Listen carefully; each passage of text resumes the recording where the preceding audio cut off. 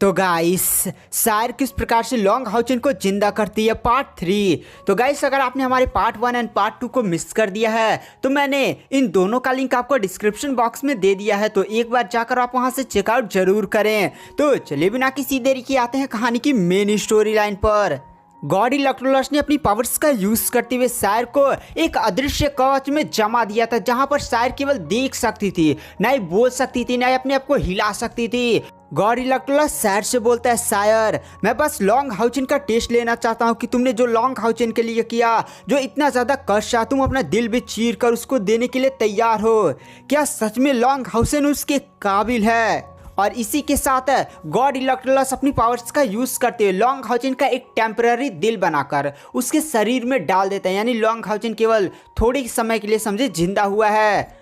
वहाँ पर long Haochen धीरे धीरे अपनी आंखें खोलता है और फिर ऐसे माथा उथा पकड़कर आराम से बैठता है और फिर कहता है, मैं कहाँ पर हूँ? और फिर अपने सामने वह इस अजीब से जगह पर देखता है जहाँ पर चारों तरफ गोल्डन रोशनी फैली हुई थी।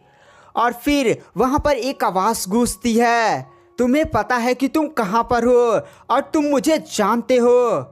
इसी के साथ लॉन्ग हाउचेन काफ़ी ज़्यादा शॉक हो जाता है और उसकी सारी मेमोरी उसे याद आने लगती हैं। वहाँ पे जो लॉन्ग हाउचेन होता है वो कहता है, ये तो गॉड इलेक्ट्रोलस की आवाज़ है, क्या आप गॉड इलेक्ट्रोलस हैं और ये कौन सी मंजिल है?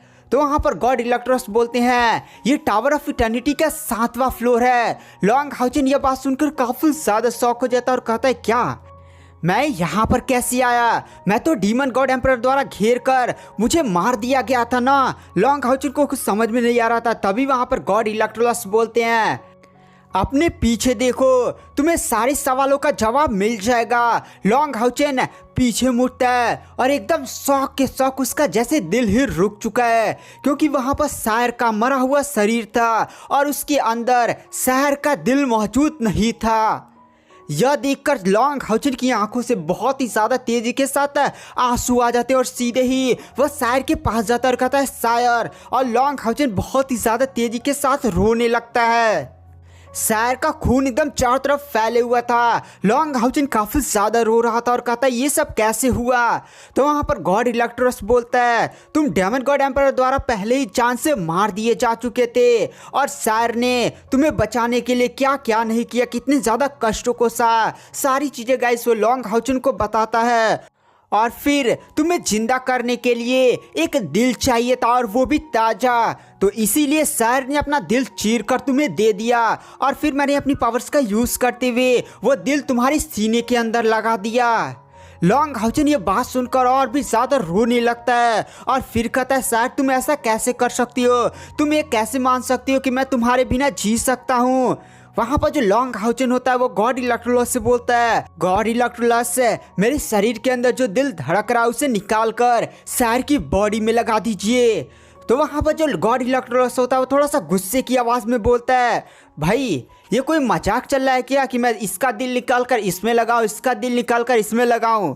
और शायर पहले ही मर चुकी है, उसे वापस से जिंदा नहीं किया जा सकता। और लॉन्ग हाउचेन, मर्द रोते नहीं हैं, खड़े हो जाओ, ये दुनिया काफ़ी ज़्यादा बड़ी है, यहाँ पर तुम्हें और भी ज़्यादा मछलियाँ मिल जाएंगी और वो भी बहुत ही ज़्यादा खूबसूरत है। अगर तुम्हें शायर की मौत का दुख है तो उठो, मेरी विरासत को हासिल करो और शायर की मौत का बदला लो। जब तुम मेरी विरासत को हासिल कर लोगे तो तुम इस दुनिया के सबसे ज़्यादा पावरफुल कल्टीवेटर बन जाओगे। तुम्हारे सामने पूरी दुनिया झुकेगी। जैसे ही तुम इस टावर ऑफ इटर्निटी से बाहर जाओगे, पूरी दुनिया को अपने सामने झुकाने की क्षमताएं पा जाओगे। और अगर तुम फिर से अपना दिल निकाल कर शायर को देना चाहते हो तो तुम फिर से मर जाओगे और शायर भी ख़त्म हो जाएगी। तो मेरी विरासत को हासिल करो। तो वहाँ पर जो लॉन्ग हाउचेन होता है गाइस, वह शायर की बॉडी को उठाता है और फिर वह खड़ा होता है और गॉड इलेक्ट्रोलस की तरफ देख कर कहता है, शायर ये ठीक हुआ कि तुम पहले ही मर गई। गाइस जैसे गॉड इलेक्ट्रोलस ये बात सुनता भाई उसे विश्वास ही नहीं होता, भाई ये क्या हो रहा है? आखिर लॉन्ग हाउचेन ने ये सब तो क्या बोल दिया?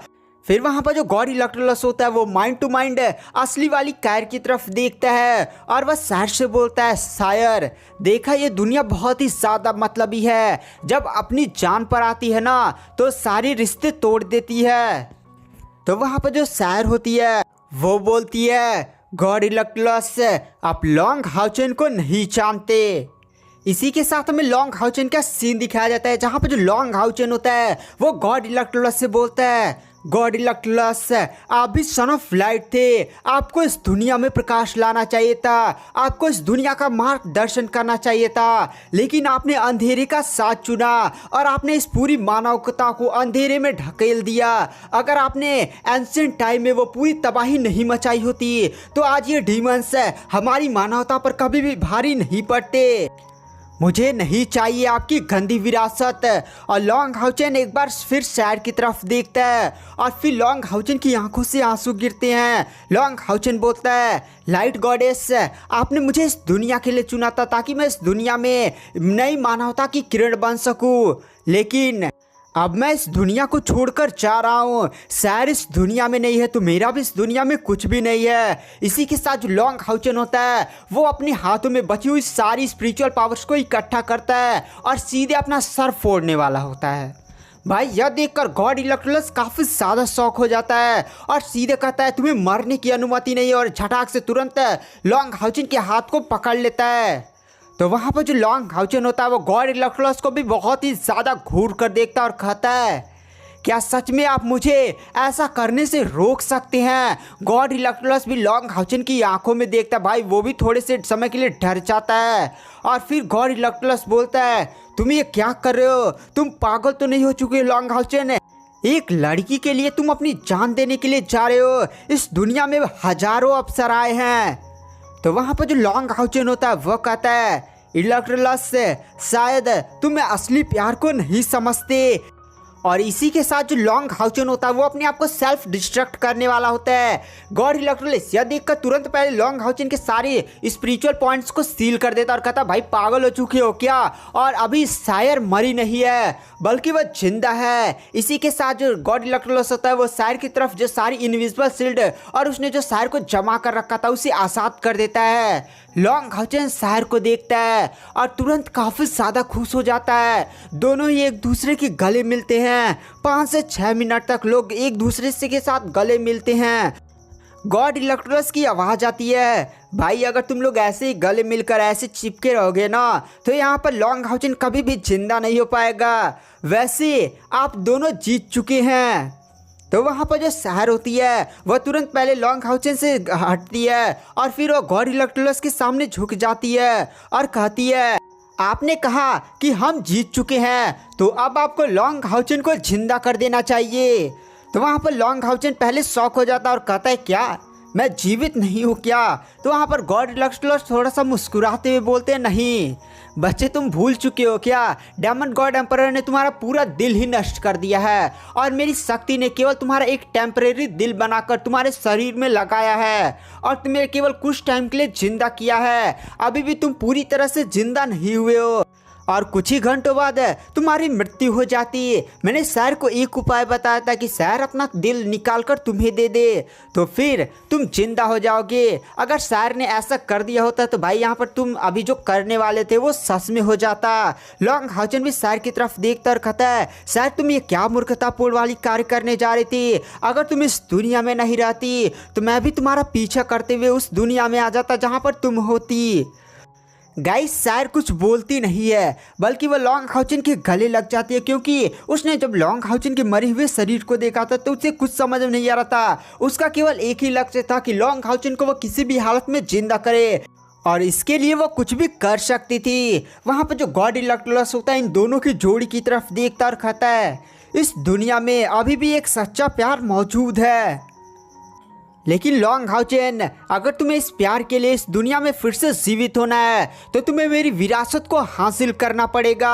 और विरासत को हासिल करने का मतलब तुम समझ रहे हो गाइस। अगर लॉन्ग हाउचेन गॉड इलेक्ट्रोलस की विरासत को हासिल करता है तो समझिए वो एक नेक्रोमैंसर बन जाएगा और लॉन्ग हाउचिन को सन ऑफ लाइट की पावर्स को छोड़ना होगा। अगर गैस लॉन्ग हाउचिन एक नेक्रोमेंसर बन जाता है तो वह एक अंधेरे का पुजारी बन जाएगा। और गैस गॉड इलेक्ट्रोलस ने इस अंधेरी की पावर्स का यूज करते हुए पूरे 90% जनसंख्या को खत्म कर दिया था। जब एंशिएंट टाइम में इंसान अपनी पावर्स पे पीक पर थे, डीमन गॉड अगर उस समय होते ना तो भाई इंसानियत में बहुत सारे पावरफुल कल्टिवेटर्स थे। डीमंस कभी भी इंसानियत पर पूरी तरह से इस समय की तरह कब्जा नहीं कर पाती। इसलिए यहाँ पर लॉन्ग हाउचिन गॉड इलेक्ट्रोलस की विरासत को लेना नहीं चाहता था। तो वहाँ पर जो गॉड इलेक्ट्रोलस होता है वो लॉन्ग हाउचिन की अस्वीकृति की भावना उसकी आंखों में देख लेता है और फिर वो लॉन्ग हाउचिन से बोलता है, लॉन्ग हाउचिन तुम्हारे पास केवल चुनने का एक ही मौका है। अगर तुमने मेरी विरासत को नहीं चुना तो तुम फिर से इस दुनिया में कभी भी वापस नहीं आ पाओगे और फाइनली तुम पक्का ही मर जाओगे।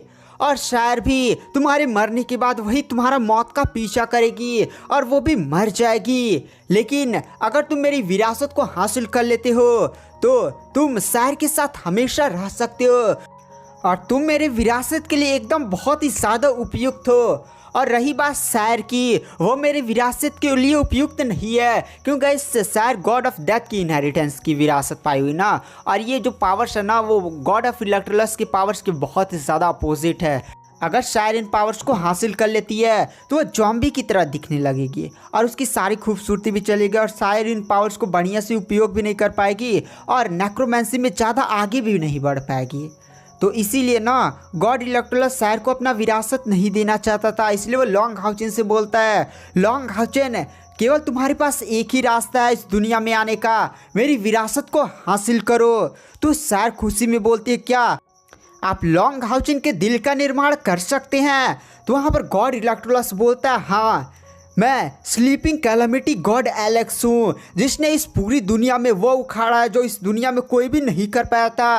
तो अगर लॉन्ग हाउचिन मेरी विरासत को हासिल कर लेता है और सन ऑफ लाइट की पावर्स को छोड़कर बन जाता है नया नेक्रोमेंसर लॉर्ड तो लॉन्ग हाउचिन इस दुनिया में जीवित हो जाएगा। और रही बात अगर लॉन्ग हाउचिन मेरी विरासत को हासिल नहीं करता है तो भाई मैं आखिर लॉन्ग हाउचिन को जीवित क्यों ही करूं? मुझे यहाँ पर 1-2 हज़ार साल और रहने पड़ेगा और फिर किसी बढ़िया सा उत्तराधिकारी का इंतजार करना पड़ेगा और तुम लोग खत्म हो जाओगे। तो वहाँ पर जो शायर होती है वो खुशी में लॉन्ग हाउचिन की तरफ देखती है, लेकिन तभी उसे याद आता है long Houchin son of light का उत्तराधिकारी है और वह तुरंत लॉन्ग हाउचिन की आंखों में देखकर समझ जाती है भाई लॉन्ग हाउचिन अपने वसूलों को ऐसे छोड़कर सन ऑफ लाइट्स की पावर्स को छोड़कर नेक्रोमेंसी नहीं अपनाएगा। तो गाइस आगे क्या होने वाला है? क्या लॉन्ग हाउचिन नया नेक्रोमेंसर लॉर्ड बनेगा वो भी सन ऑफ लाइट्स की पावर्स को छोड़कर, या वो यहीं पर ख़त्म हो जाएगा? ये सब जानने के लिए आपको नेक्स्ट एपिसोड का वेट करना पड़ेगा। मैं नेक्स्ट एपिसोड जल्दी चैनल पर डाल रहा हूँ। Thank you, bye bye.